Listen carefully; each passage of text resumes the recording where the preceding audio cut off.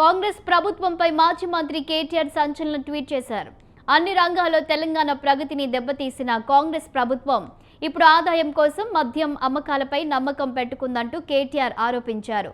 తన ట్వీట్లో మాజీ సీఎం కేసీఆర్ పాలనలో పల్లె పల్లెకు ప్రగతి రథచక్రాలు, ప్రతి చేనుకు నీళ్లు, ప్రతి చేతికి పని అందిందని, ఇంటింటికి తాగునీళ్లు ఇవ్వడంలో రాష్ట్రం ఆడబిడ్డలకు ఇబ్బందులు తప్పాయని, కానీ ప్రస్తుతం ఆ పరిస్థితులు లేవని, నాడు ప్రగతి బాట పట్టిన తెలంగాణను తాగుబోతుల తెలంగాణగా మారుస్తున్నారని కేటీఆర్ తన ట్వీట్లో రాసుకొచ్చారు.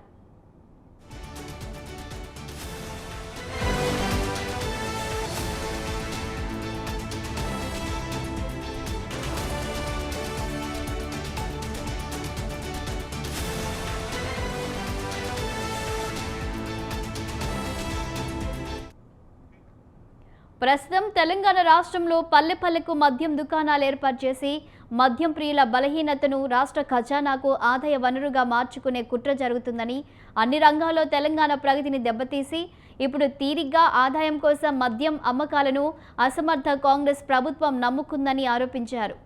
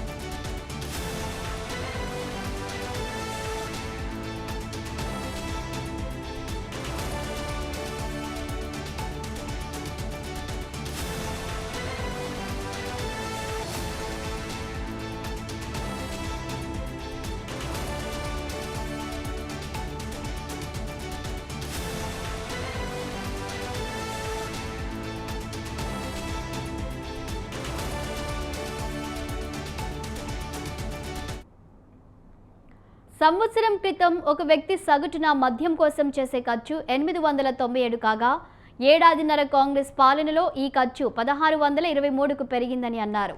అలాగే రాష్ట్రంలోని వైన్స్ల లైసెన్స్ గడువు 3 ఏళ్లకు పెంచి దరఖాస్తు ధర 3 లక్షలకు పెంచాలని నిర్ణయం తీసుకున్నారని, తెలంగాణ ప్రభుత్వ సమయంలో మద్యం అమ్మకాలపై విమర్శలు చేసిన వారు ఇప్పుడు అధికారం దక్కించుకొని ఆదాయం కోసం మద్యం అమ్మకాలనే నమ్ముకున్నారని, ఇందిరమ్మ రాజ్యంలో ఇంటింటికి మద్యం అందజేస్తున్నారని మాజీ మంత్రి BRS working president KTR X వేదికగా విమర్శించారు.